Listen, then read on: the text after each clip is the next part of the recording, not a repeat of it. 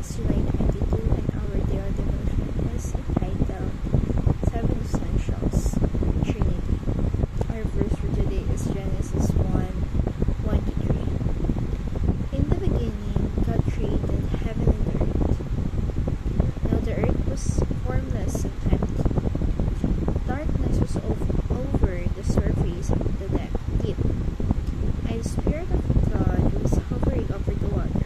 And God said, "Let there be light." And there was light.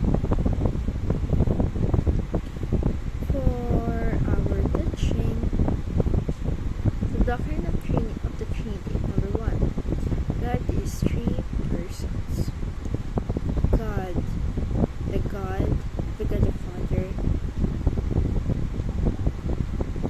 God the Son, God the Spirit.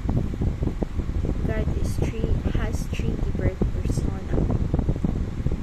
Each person is fully God. They are God and they have different things to do. They have different plans for each of us. There is only one God, but there is only one God. There are 3 different God in one God. It is just God's persona. For application, salvation.